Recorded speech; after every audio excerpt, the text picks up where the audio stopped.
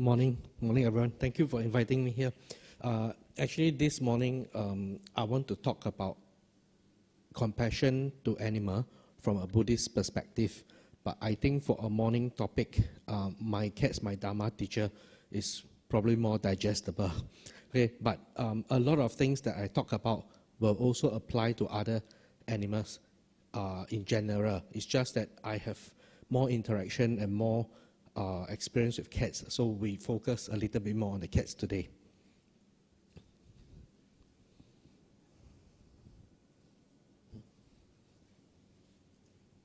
Okay, I will talk about different types of animal rescuers in Singapore, and then we look at the case of Rahula, meta cats, and then before taking a look at all of this from a Buddhist perspective, after that we do a Q&A.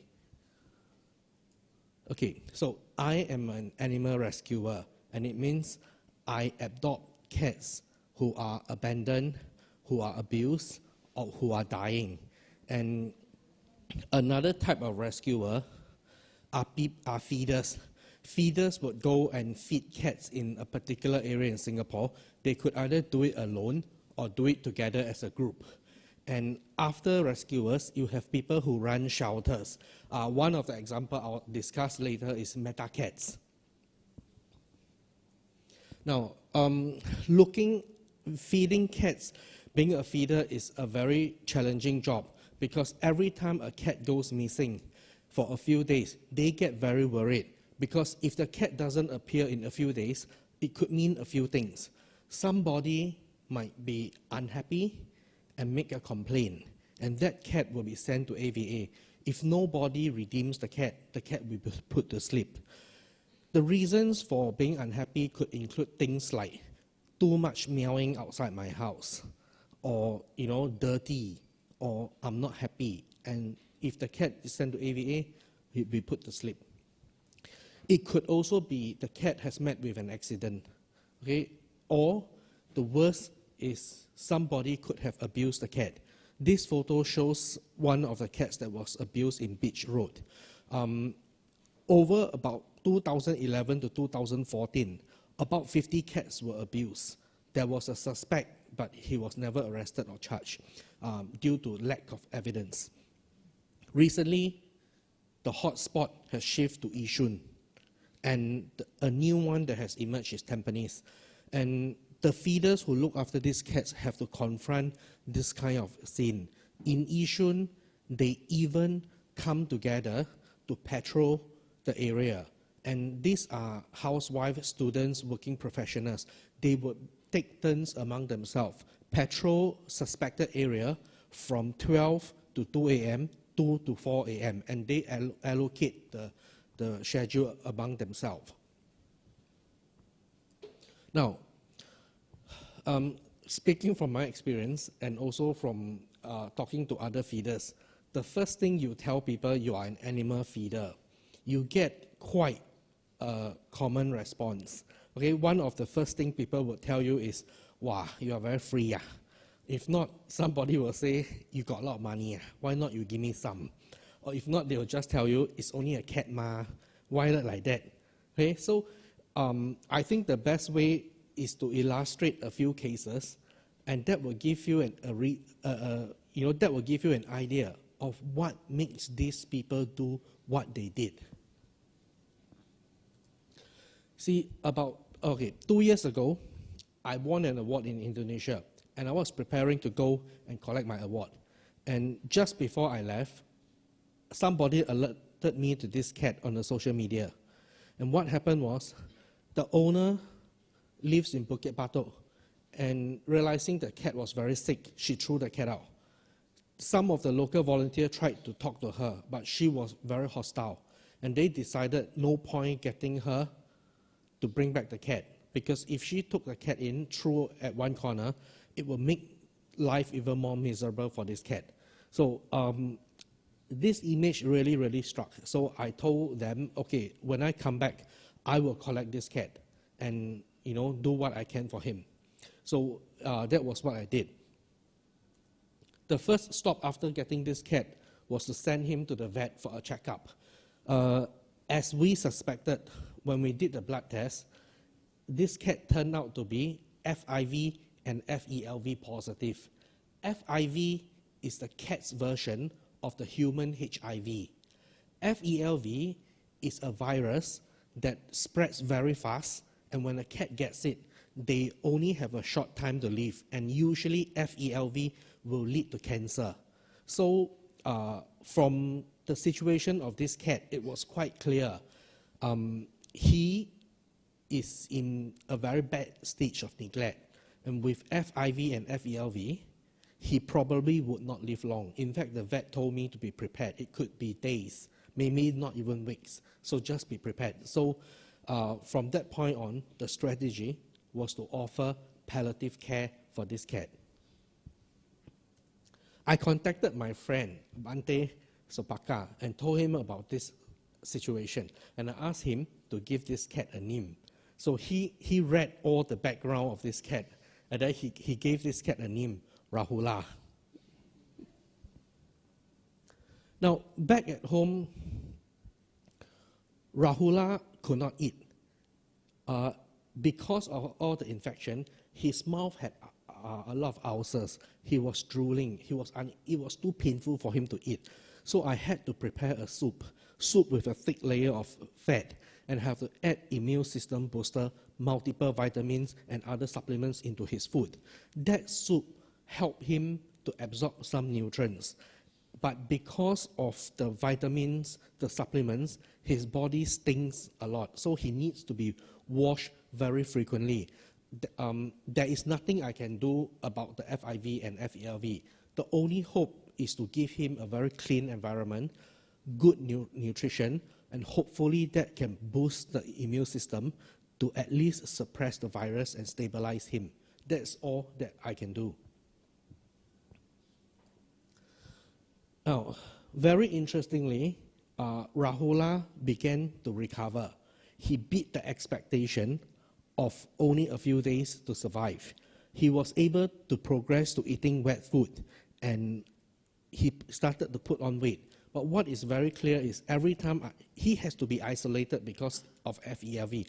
But whenever I go to him, you can see he will rush towards me to show affection. He will purr, he will want to play with me, and often he wants to show affection more than he wants to eat. And I have to encourage him to eat more. And a lot of time I will tell him, if you do something, it will make me very happy, And he would kind of grin and start to eat. And when he starts to gobble his food, he will turn around to look at me to see if I'm watching him eat. So you see there's a bond and there's a connect. The highlight of his journey was about 3 months after the rescue. That was when he was at the peak of his health. You can see his face have now fattened up, and he even has a little tummy. And I used to tease him, Rahula has a little tummy. Okay, so even at this stage, I'm fully aware it's still a palliative care because there's nothing we can do to eradicate the virus. And that did eventually come. From the 4th and the 5th month onward, I noticed a lot of blood on the floor.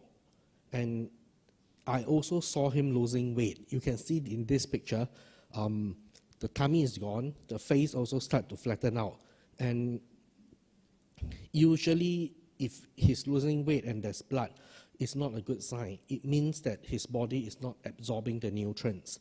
So we had a discussion with the vet, and the vet's suspicion was the FELV have already developed into cancer, and that is causing him to pass out a lot of blood.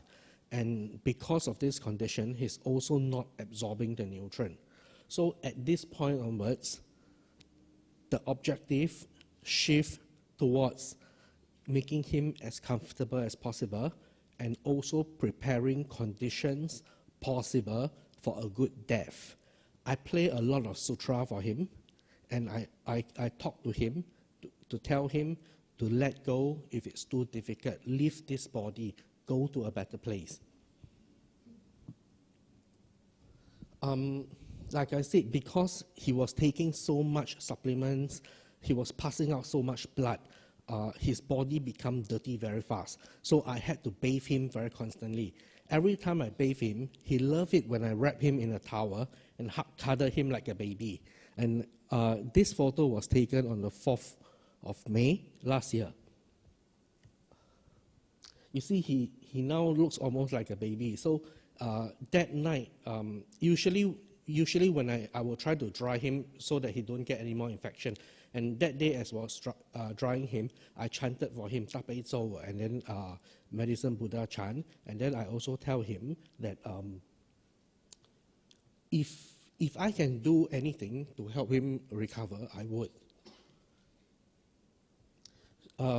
He was purring. He understood what I was saying. And I told him that you have unfortunately reached a stage where your body cannot recover. So it's better for you to make a decision and free yourself from this body. Let Pusa bring you to a better place. I also assure him that this is something inevitable, something that everybody will have to go through. So, and I tell him that,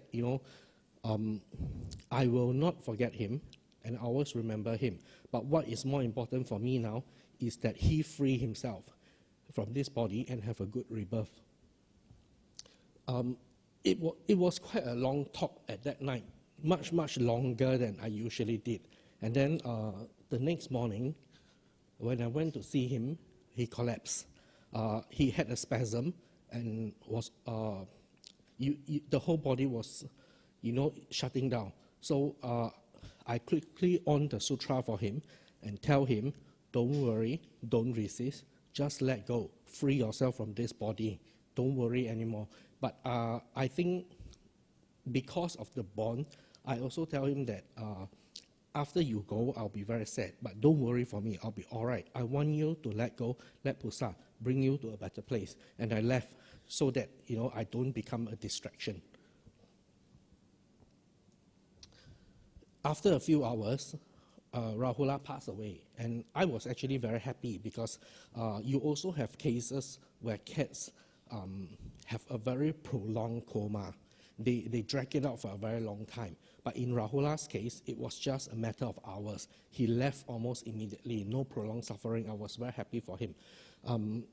I have a friend who told me his cat has been in coma for about 2 weeks and still alive. They have to force feed him. So my friend told me he keep telling the cat that you cannot go because the Chinese New Year is coming. The cat has been with them every Chinese New Year for the last 10 years, so you cannot go. And I was shocked. I told him, I think your cat is in coma and dragging because of you. How can you tell your cat not to go? You should tell your cat to let go. Don't worry, everything will be fine. Look after yourself. Go and have a good rebirth. So when I went to his place, I told him to tell that to the cat. I did a bit of chanting for him. And the next day he called me and he said the cat has left. And I said, it's good. He don't have to suffer anymore.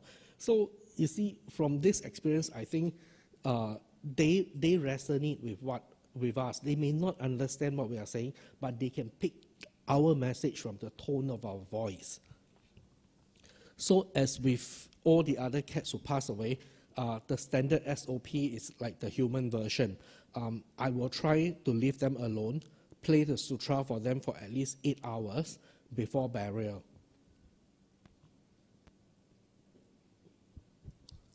Then this is Rahula about to be buried.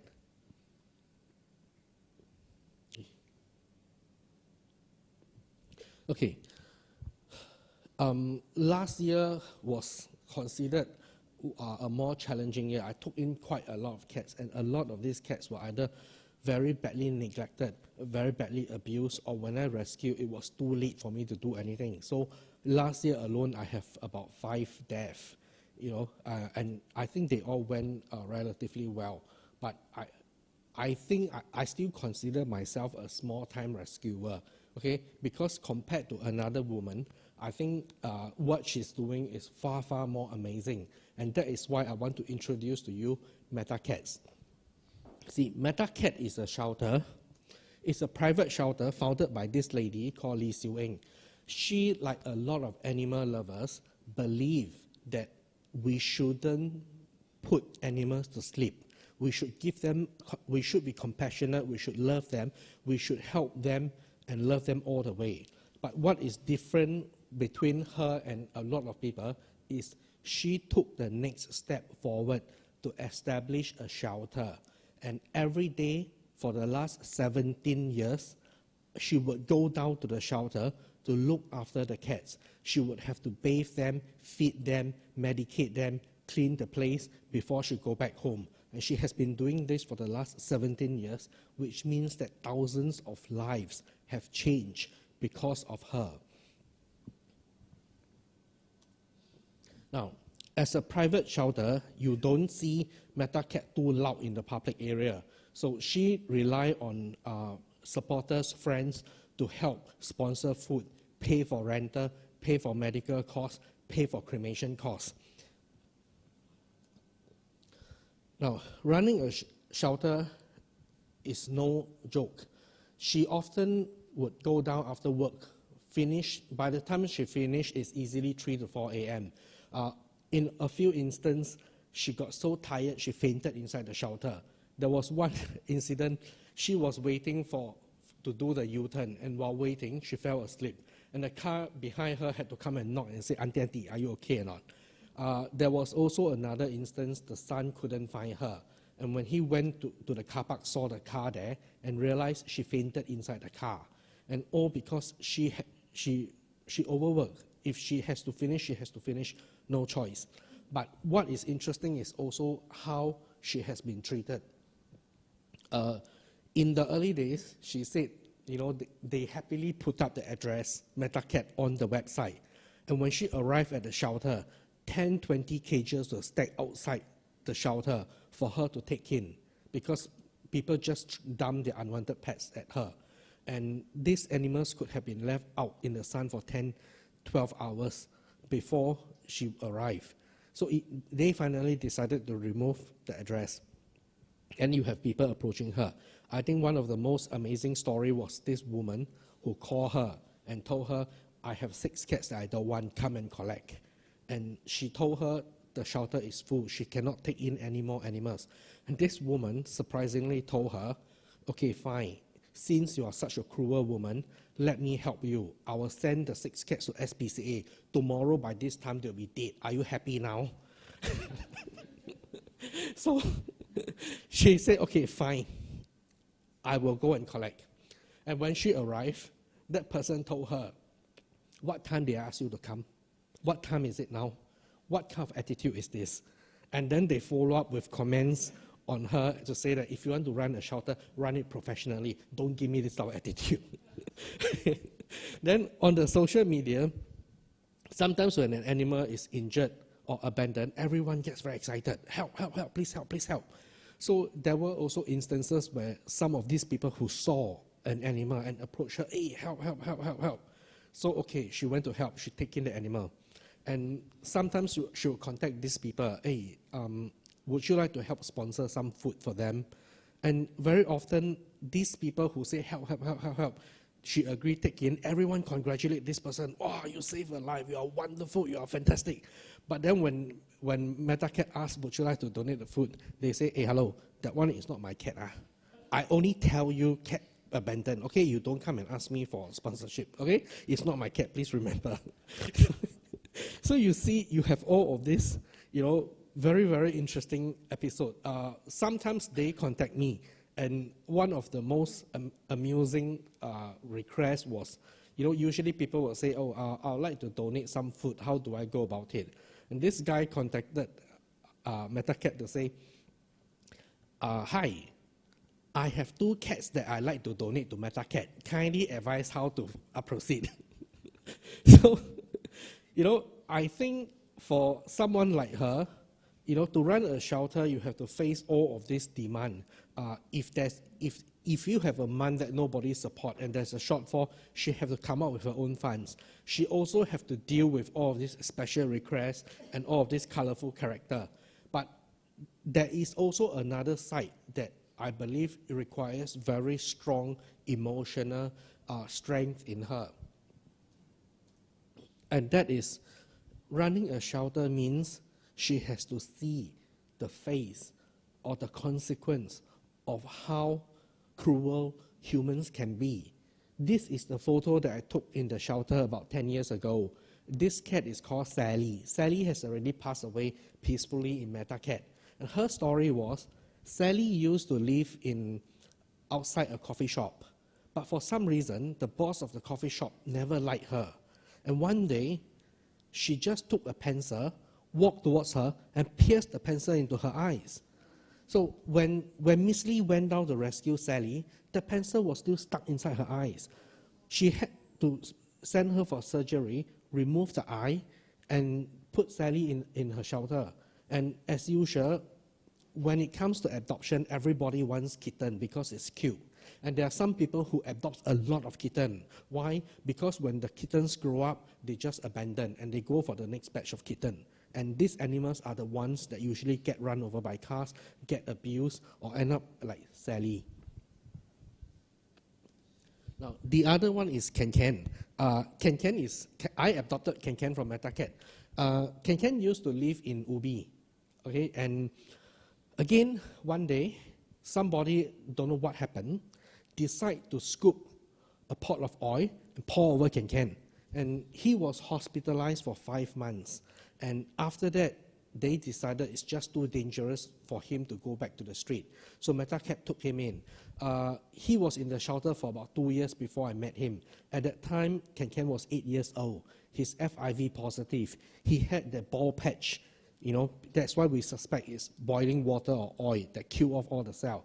So Ken was considered too old, too ugly, and too sick to be adopted. So I say, never mind, I will take. I always take in these cats that nobody wants, and they are every bit as affectionate as a kitten. Now, like I said, when a social media talks about a cat or a dog that is abandoned, and once a shelter agrees to take him there, everyone becomes very happy, and then they move on to the next big thing. Okay? But the party who have to walk the rest of the journey is often, people like Meta Cat.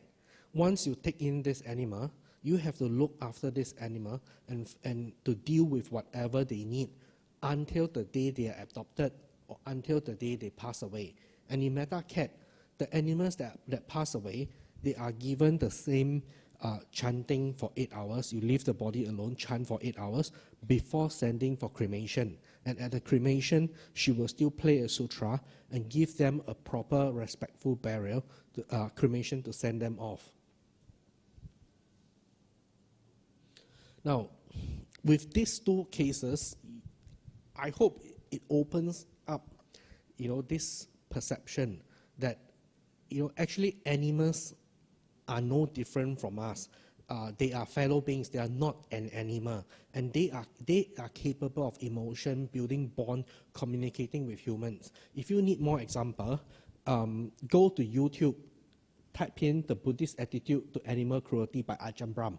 Ajahn Brahm will tell you the story of Kit Kat, that little cat there. How this cat, he came to his monastery, he found a home for this cat, and this cat somehow was able to figure out Ajahn Brahm in another location that he's never been, and ran all the way to look for Ajahn Brahm. He also talked about two birds together, and when one passed away, the other one just fall into depression. So animals are just emotionally no different from us. They should be seen as fellow beings and not just an animal. Now, which brings me to another interesting topic.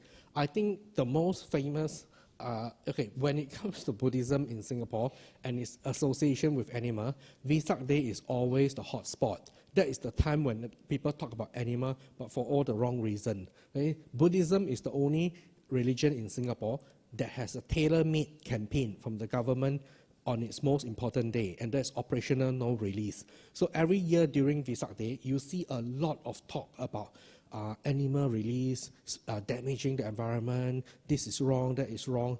I have appeared in the news, I have engaged journalists, I have talked to AVA, NEA, to try to give a more neutral take. But obviously I'm not making any headway at all because the message is still the same this year. And what I always point out is animal release function. Right? There's nothing wrong about it. Okay, I think to me in Buddhism, action should be evaluated. Action is a result of your intent, and the quality of your action is based on wisdom and compassion behind that action. So there's no such thing as right or wrong. It's why and your intent. So for function, animal release, if you go to a country and somebody captures a snake or an animal from the forest, drag it out to the marketplace to be sold as a pet or for food. If you buy that animal, bring it back to the original habitat and release it, that is not a problem. That is animal release. You just save a life. But for urban environment like Singapore, a lot of animals that are sold in Singapore, they are bred in captivity. These animals cannot survive if released onto the street. We also have a lot of people who have pets for a while. When the fun disappears, they just dump. And these animals cannot survive on their own. That's why in urban environment, protection of animal can play an equally important role. And by protection of animal, it's as simple as adopting instead of buying. It could be as simple as supporting shelters, or I think the easiest for the average person is to go on a vegetarian diet. All of these are ways to protect life, to prevent life from being killed. So there is nothing wrong about animal release, and animal protection is another option, and this should have been discussed in a more neutral way. But unfortunately, where I see it is all very reductionist. Animal liberation, bad, bad, bad. Now, then you will have also people saying that, yeah, you are doing all this thing because you are an affluent society, you have disposable income, therefore you do more recreational things like save animal, bring animal to the vet. Is that the case? My argument is no. If you look at Buddhist history, okay, Buddhist history actually offers one of the earliest documentation of animal welfare in human history. King Ashoka establishing free clinics for animal, giving out medication to animal. Nearer our time, in 1929, Venerable Hongyi published the first edition of Animal Protection Series, Hu Shen Hua Ji. If you flip and look at the comics, a lot of the stories inside can easily resonate with us today. There was one particular picture of a girl picking up 2 kittens and walking away, and the mother cat was running after her and saying, "Return me my babies." So you see, even in the 1920s, there was a period of chaos in China, and they already started to educate people on protection of animals. This also coincides a period of Buddhist reform in China. Venerable Taishi and advocated Sangha education, advocated Buddhist education for the lay people, educated Dhamma in practice. You pray, you chant, but it's also about what you do as a Buddhist. And the best outlet for that is social service, helping others. And that also includes caring and being compassionate to animals. So I always make an attempt to tell people, no, people are doing this not because they are affluent, very comfortable. And, relating back to what I say, people would tell the feeders, you are very free, you got a lot of money. No, these people, like Miss Lee, like all of these volunteers, they all have to work. It's just that after their work, after their whatever commitment, they take the extra effort to go and feed, to go and care, and it's not easy. They also have to bear the medical expenses. They also have to do whatever they need to make sure the cats or the dogs are safe. So, and a lot of them are actually retirees, and you see them actually saving up quite a lot to help pay for the animals. So, I think to make a comment like, because you're affluent, because you're very free, it's a very reductionist approach to understand all the effort that goes into caring for animals. Now, like I said, I was trying to bring out to the media please discuss animal release, animal liberation from a more neutral perspective. I was not making any ground. So this year, I published a photo book called Buddha and a Monkey. And the photos of Ajahn Brahm was taken here because my cats came to model for Ajahn Brahm. And the whole idea is to do it in a light-hearted way to show people all the, have a proper understanding of animal release and animal protection and all the good work that the Buddhist monastery has been doing. So animal welfare is not just reduced to Vesak Day releasing animal to destroy the environment. It's more than that. There are a lot of people doing it all year round, caring for animals and even vegetarian. I'm a vegetarian, and a lot of people will say, oh, you cannot eat meat, you cannot eat this, and I tell them, no, it's not that I cannot. There's nothing preventing me. If I want, I can have a Big Mac, no problem. But I am a vegetarian because I choose not to. Okay, it's not like, oh, if I eat meat, I go to hell, something bad will happen. No, it's not that. I choose not to, but I can if I want. But it's a decision not to, and that is very important. Because I think a lot of people still have the idea, oh, you cannot eat, So all of this put inside, I think it's also a way to document, and I think as long as a copy is there, somebody flip, they can get all the idea. The other issue I raised in the book is you also, if you go online, you also see people saying that, you see the Buddhists say what, vegetarian don't eat meat. Then they go and eat mock chicken, mock pork. Then same ma. And then some people will say, yeah, lor, you eat the mock chicken more expensive than chicken, I might as well eat the chicken. So I also raised this issue. What, Chinese vegetarian, what they are trying to do is to tell you that when you say, wow, I like pork chop very much, a lot of times what you are saying is you like the way that piece of meat has been marinated and prepared for human consumption. You may not necessarily mean you like that piece of meat. In fact, if you were given that piece of meat, you probably wouldn't enjoy it. So basically, if that's the case, they can duplicate the cooking technique on a non-meat medium so that you enjoy your pork chop, your whatever, without taking life. That is the whole idea. But you see, when people don't have the proper understanding, it's been twisted around to make you a little bit something wrong out there. So I think all of this needs to be shared so that people understand. At least now when you know, and when you hear people making a comment like that, you can help them to understand where is this all coming from. Okay, I always say in Singapore, we all need 5C to be happy, okay? But animals only need 1C. Who can guess what is that? Sorry?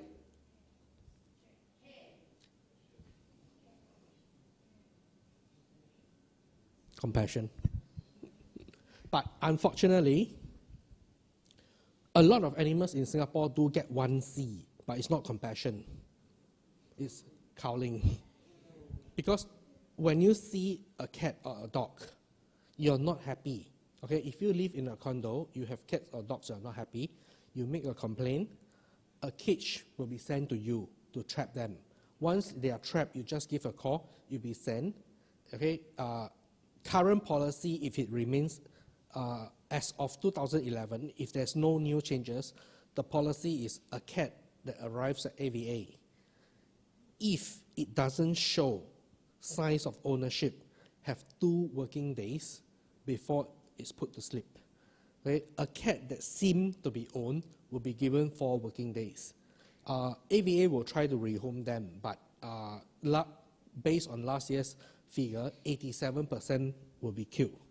So these animals, for cats, with regards to cats, they are killed because they are a nuisance. But if we can take a step back and see them as a fellow being, okay, they have every right to be with us, to live and share this space. Then people will not think of them as a nuisance. And if people don't think of them as a nuisance, they don't make complaint, they don't get cow. Okay, so then you can change the C from cowling to compassion. Okay, Q&A. Any question from the floor?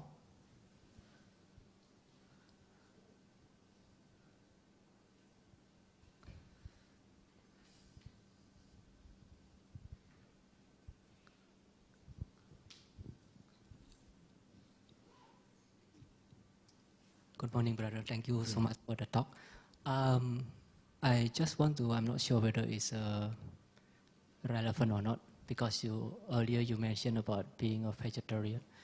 My question is, being a vegetarian, some people actually they're concerned about the nutrition part, where I think for vegetarian, most of them they have concern about lack of protein, which I know that actually this can be supplied by eating like tofu or tempeh even, but some people from the so-called nutrition part, they said that it's still not enough, like not sure like vitamin B something or something. Can you give any comment about this? Thanks. Yeah, you see, this is a topic that comes out quite frequently, and my attitude, especially with my friends who are non-vegetarian, is I'm not a militant vegetarian.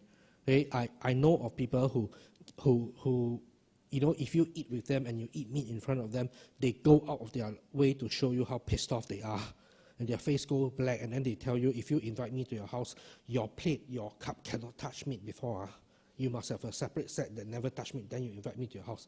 You know, I think that way is a bit too extreme. But when it comes to this kind of discussion, what I always tell them is, you know, you have to accept that not everyone can be vegetarian, or not everyone can be vegetarian overnight. So if that is the case, you just eat what you need.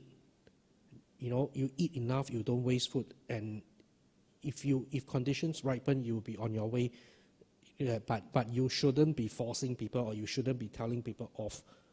So that is where I stand. But among my animal lover friends, animal lover also a big category. Okay, you have one group of people who say, I love cats. Okay, so if the dog attacked my cat, I will call AVA to kill the dog. Okay, because I only love cats. Then there's another group who say, we love all beings. Okay, so when I look after animal, it doesn't matter whether it's a rabbit, a snail, a dog, or whatever. I love them all. And usually this group of people, eventually I notice start to move towards a more or less vegetarian diet. And for those who cannot for whatever reason, you also see them cutting down meat. Any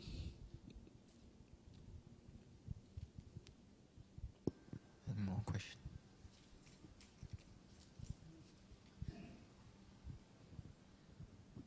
Good morning, Chow. I'm sure you're cat lovers, animal lovers in general. But what about those people who does not like animals? For example, they keep coming to your garden and use it as your, you know what I mean. So how do you discourage them from coming to your house? I think you can probably talk to any neighbors who are more cat friendly, and if they supply food and litter over there, the cats will know where to go. You know, if you put out litter, water and food, that place will be more comfortable to them, relatively speaking, and they will all go there. But talking about this, the related, okay, I'm not sure if I answered your question first. Yeah. That's why if your neighbors are looking after them, right, if they can offer a litter box, the cat will do it over there. Then they will not disturb others. Related, I think basically if you do that, the cats would usually go to somewhere that is more friendly, more conducive for them, and then they won't come to you. But just make sure the feeders are responsible, because some people get upset because some animal lover, their definition of animal lover is to feed them leftover food. And the way they do it is, you know, whatever that's left over, they just go out and pour on the floor, and then they go back home. That obviously will upset people, because you then attract the rats, cockroach, and it becomes a health issue. So it's also equally important to be a responsible feeder. If your neighbor looks after them, then they should offer water, food, and also litter box so that they don't create a nuisance, and more important, must sterilize so that the population doesn't go up. But related to this comment is another issue. You can see a bit of a gender bias in animal care also. If a man feeds a animal, right? If a man feeds a cat, usually the man don't get disturbed. But when a woman, okay, especially a middle-aged woman who feed, right, they usually get harassed. People will go and tell them that this is illegal. I'm going to call the police. It's not illegal to feed cats, but it's illegal if you do it irresponsibly, throw it on the floor, attract ants, rats, and so on. And a lot of time the feeders don't want to confront these people because they are worried if there's a confrontation, these people may vent their anger on the cats by abusing them. And a lot of the feeders have instead choose to feed at inconvenient hours, maybe after midnight, where there are less people, so that nobody can see them. The only interesting instance I know of is this Japanese lawyer. The way she dressed is quite Chinese auntie. So she was feeding and someone was filming her, and she turned around and said, "What are you doing?" The guy said, I'm filming you to report you to the police. This is illegal. So she stood up and said, "Okay, fine, I'm a lawyer. You just filming that is illegal. Let's call the police." The guy ran away.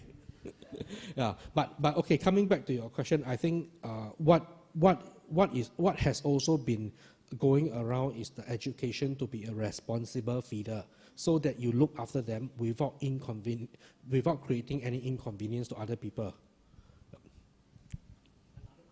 Please. Well, if the cats are all well fed, what about the rats that is running around? That one is a different story. I mean, in the earlier days, some people actually keep rats because they are recreational hunters. So that explains the issue.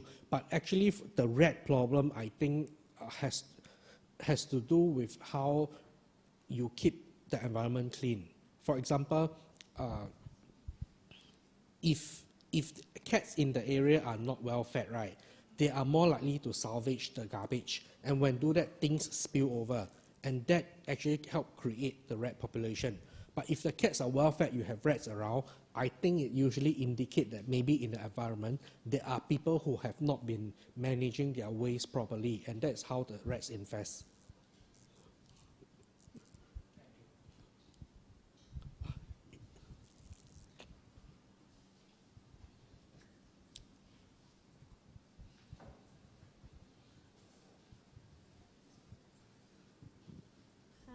Thank you, brother. It's quite interesting to know that people who run the shelter, like the Meta Home, is doing a wonderful job.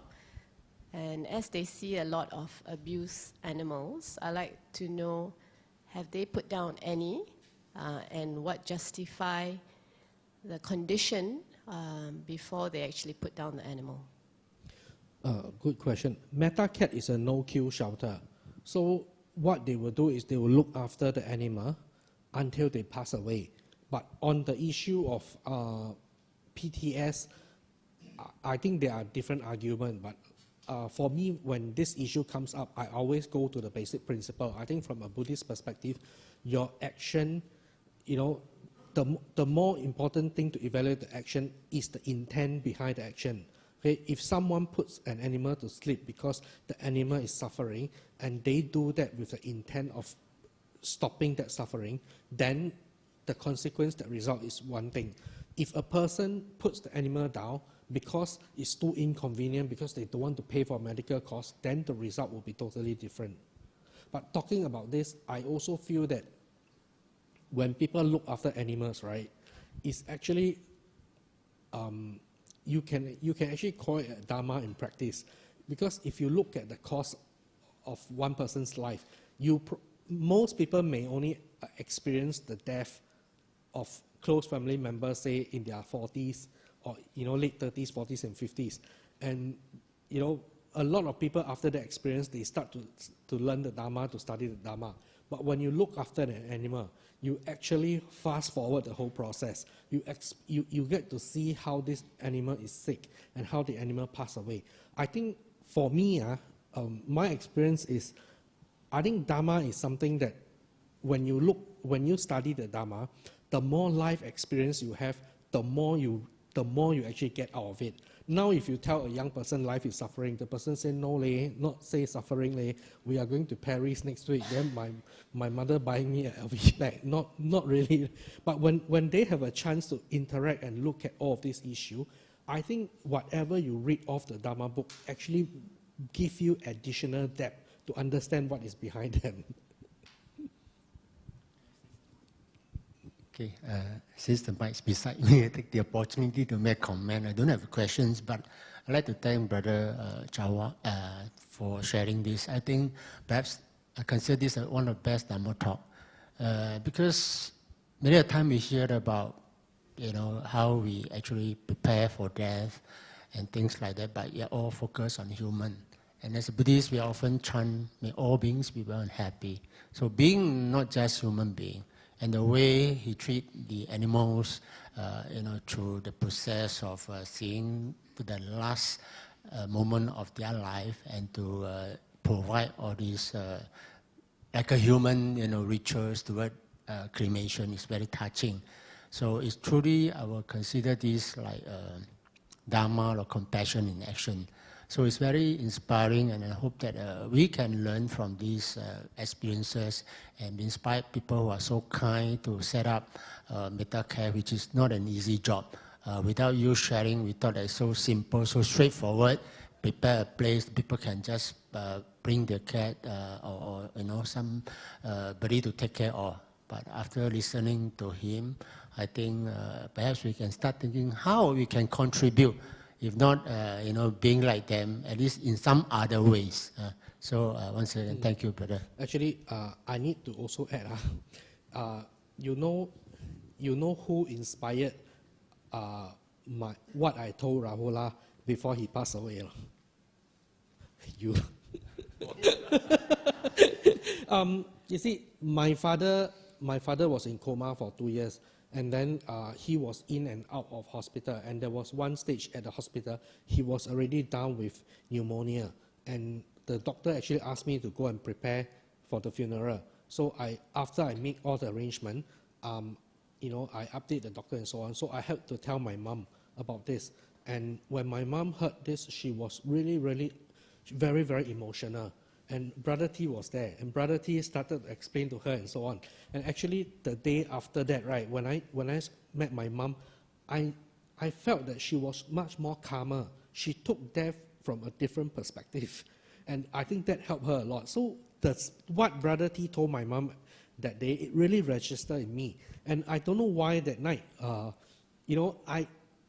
The night before Rahula passed away, I didn't know he's leaving. I have been telling him all the while, and except that, don't know for some reason, when I spoke to him that night, it suddenly occurred to me that he could be trying to cling on to me, and or he might be worried for me. That's why I told him that let's not pretend, okay? When you pass away, I will be very, very sad, okay? But you don't worry about me. I will be all right. You just, I want to assure you I'll be all right. You just let go and go. And then true enough, the next day he goes. So I don't know if it's a coincidence. But what you said to my mom at that day, it kept registering in me, and it kind of helped me to come out with the words to talk to Rahula. Yes, Rajawa, thank you for the excellent talk. I listened a bit of this a few weeks back, and ever since then, how I look at stray cat has changed dramatically. Because where I live at Buddha Reservoir, there always be 1 or 2 stray cats in my particular block. And since the last time I hear you, I started to take a very different approach. And the benefit is that immediately you feel very good about it. That now you don't look at stray cat and avoid them, but rather you see them as another soul, another person, another thing that you can take care of. So thank you very much because you have helped me to be a better person. Thank you. There was once, you see, last year, we had a bit of time, so I'll tell you this story. Last year, Chinese New Year, I was in KL, and then it was 3 days before Chinese New Year, and I was about to come back to Singapore. And just before I check out again, social media flashed this cat. Actually, it's on the first slide.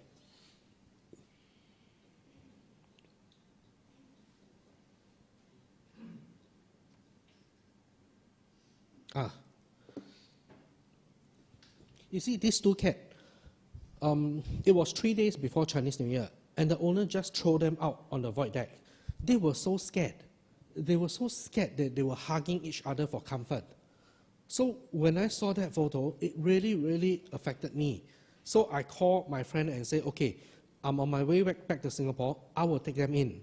And when I took them in, it was a journey that I never imagined. These two cats were not eating, and it could be due to stress. So I have to open a lot of food, almost 7 to 8 plates put in front of them, and they're not eating. I took them for a checkup. Then I realized, okay, because I took them in 3 days before Chinese New Year, one is white, one is orange. So I call them Mandarin Orange. Okay? So at the vet, I realized Mandarins have very bad tooth decay. It's so painful that he couldn't eat. So we had to extract the teeth. And then it turns out that Orange already have advanced kidney failure. So again, with kidney problem, you cannot reverse the damage. All you can do is try to stabilize the kidney function. Now, because of that, we have to do the equivalent of kidney dialysis every day. We have to pierce a needle in to pump water into the cat so that there's enough fluid and it wouldn't overtax the kidney. And it has to be done every day. But unfortunately for Orange, he started deteriorating. I sent him to the vet, and the vet says he needs very intense treatment. He was in the vet for 4 days, and the bill came out to about 1,300. And the vet even have to put a tube to feed him. And after that 5 days, the vet says, you can continue, but number one, be prepared for the cost. It will, every 5 years or so, it will be about 1,000 plus.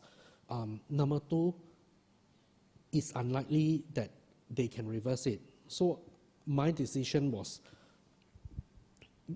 I think if you want, you can probably get the vet to do a lot of things to keep the cat alive. But I think the definition of alive is breathing. But this cat has no quality of life with all the things inserted in him and in a very foreign environment.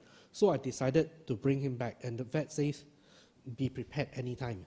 And Orange lived for another 2 months before he passed away. And again, very affectionate, but something very interesting happened. If you look at me, I have a lot of scars all over. And somebody told me that if he didn't know what I did, he will suspect I'm depressed, So I get cigarette, burn myself, razor cut. But most of the wound here is inflicted on me by a cat called Aseng. Okay? His name is Aseng because he's quite a hostile cat. And what I was I was quite surprised. When Orange was shutting down, Aseng actually went next to Orange as if protecting him. So that night before I left, I tell Orange, never mind, you just let go. Okay, you let Pusa bring you to a better place. And I noticed Aseng not moving away. The next morning when I went in, Orange has already passed away. And Aseng is still guarding him over there. So I tell Aseng, Aseng seems very sensitive to cats who are sick and dying. And when I have cats who are sick and dying, Aseng is always there guarding them. So I give him a nickname. I say, he's my little Dhamma. So Orange, you see, no matter how much you do, you just cannot do it. And I think as a Buddhist, you don't want to cling on to a hope to make them, please get well, please get well. Medically, it cannot happen. So it's better to try to focus on giving them a good death and hoping for a good rebirth. Now, as for Mandarin, after Orange passed away, at that time, his kidney reading is about slightly problematic. So I took Mandarin back for another checkup. It turns out the kidney reading was okay. So I was really happy. But no matter what, I noticed Mandarin is not putting on weight. Then I noticed he started to limp. So I brought him back to the vet. We did an x-ray. Nothing wrong with the x-ray. But he was not recovering. So I tried to take him for acupuncture. But the vet, when was checking, said that she felt something hard in the stomach. It could be a tumor. So we did an ultrasound scan. But unfortunately, the whole idea was if the tumor is there, they could just remove it and stitch it back. He can survive. But when he did the ultrasound, the cancer has already spread throughout the stomach. And it was, again, nothing much we can do. Just have to help to prepare him for a good death and a good rebirth. But Mandarin was very attached to me. You can see he couldn't walk. He would drag all the way and look at me. And then I have to hug him, hold him, chant for him until 31st December, just before the New Year, he finally passed away. And, you know,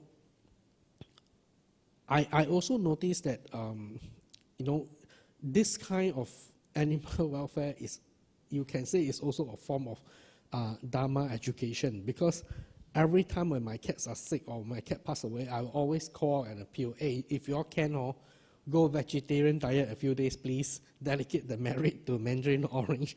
And you see people actually responding. Meta Cat also, Meta Cat has a lot of expatriate, non-Buddhist crowd.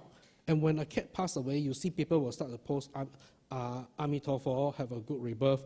And after that, you see all these expatriate, they also know what to do already. When the cat or dog pass away, they will copy Amitofo, they paste and they send. But you see, after, you know, as all of these things evolve, you see people also start to see death from a different perspective, from a Dhamma perspective. Do you really want to fight and keep the cat alive? You insert all the tubes, you insert all the pipes, the cat is alive, but is there a quality of life? Or do you want to help make condition possible for a good death and, you know, a good rebirth? You know, so I think this kind of journey, you always ask whether are you helping them or are they helping you? Any other questions, comment? Any more questions or comments?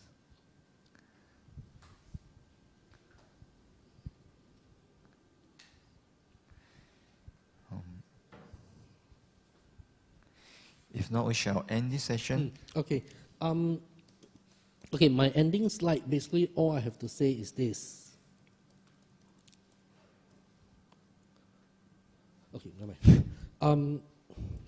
You know, not everybody can become an animal rescuer. Not everybody can run shelters. But the least that, you know, people would ask is, if you don't like an animal, just leave them alone. Don't go and abuse them. A lot of parents actually allow the kids to go and kick a cat, and they don't feel there's anything wrong with that. My friend who runs animal therapy in the hospital, when they do road shows, they will have all the cat toys for them to play with the cat.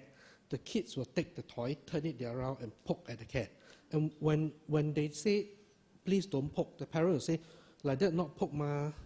You know, so all we are asking is, you know, if you don't like the animal, then just leave them alone. No need to abuse them, no need to make life difficult for them. And some of the images, some of the stories that I've mentioned might be a little bit too much for people who are not into all of this. So it's normal, and it's very normal if you feel upset, traumatized, or maybe a bit depressed over these images or information. If you do, don't worry, you are just normal, okay? But if you find that you are very sad, you are crying, then, you know, I have to tell you this, and this is something I tell myself. After hearing this, no matter how much you cry, how depressed you become, it will never change or undo the abuse or the suffering the animal has already suffered, okay? But if you feel upset or depressed, what you can do something that will immediately make a change. Who wants to guess? What is it? Huh? Adoption. No need. That one a bit. That one is step 3, step 4 already. Okay, the most immediate thing is when you feel strongly about this and you want to do something, the immediate thing you can do is go for a vegetarian meal.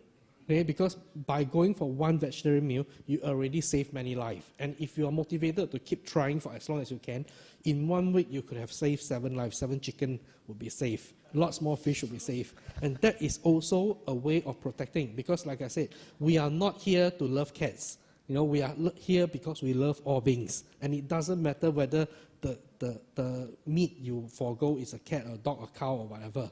Yeah, so that's all. Thank you.